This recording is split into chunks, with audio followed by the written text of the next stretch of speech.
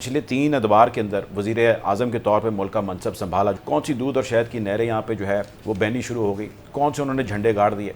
मियाँ साहब को उनका अपना गढ़ है ना लाहौर, और लाहौर में ग्वाल मंडी, वहाँ से भी उनको वोट नहीं मिलने।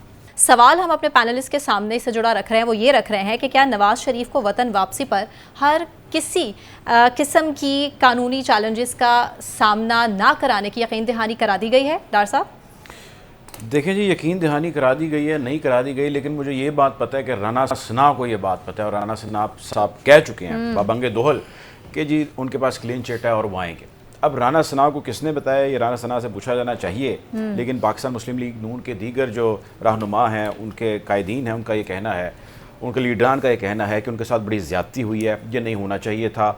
मियाँ साहब वापस आएंगे तो आके वही मुल्क को जो है, इस डूबती कश्ती को जो है वो सहारा दे सकें। ऐसा ही तो मियाँ साहब ने जो पिछले 3 अदवार के अंदर वज़ीर आज़म के तौर पे मुल्क का मनसब संभाला, जो कि उनका कहना है कि मुझे टेन्योर कंप्लीट करने नहीं दिया गया, लेकिन जितना भी टेन्योर कंप्लीट किया, कौन सी दूध और शहद की नहरें यहाँ पे जो है वो बहनी शुरू हो गई, कौन से उन्होंने झंडे गाड़ दिए। स्टेटमेंट्स, बयानात जो ऑफ द रिकॉर्ड चलते रहे कि जी खाता भी है तो लगाता भी तो है, इस किस्म के बयानात तो चलते हैं।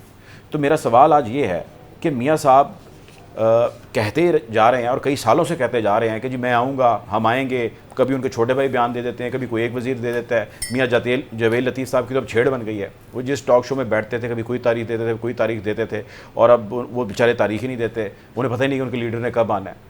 लेकिन मैं आपको एक बात बताऊं, लेकिन डार साहब पहले अदालती ज़माना और था, अब अदालती ज़माना कुछ और है। हाँ, ये बड़ा बहुत ही अच्छा आपका सवाल और बड़ा ही अहम नुक्ता है। पहले अदालती ज़माना और था, अब अदालती ज़माना कुछ और है।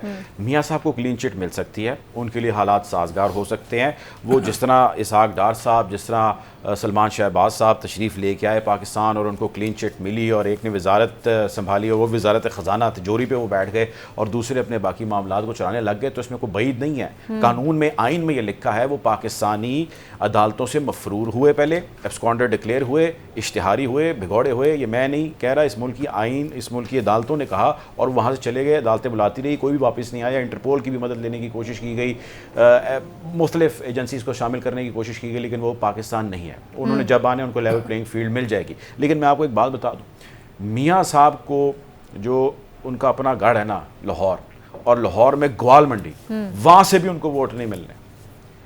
पाकिस्तान मुस्लिम लीग नून के लिए इस वक्त अपने गढ़ से भी वोट निकालना बहुत मुश्किल है। जिस पाकिस्तान मुस्लिम लीग नून के टेन्योर को आज से कुछ साल पहले तक लोग देख चुके हैं, ट्रस्ट कर चुके हैं, जो हालात हैं, इन हालात में वो कहते हैं ना फ्री एंड फेयर इलेक्शन, वो अगर हो गए, आप एक पोल करवा लें, आप इंटरनेट पे पोल करवा लें तो आपके सामने नतीजा आ जाएगा। सामने है, सब कुछ क्लियर है।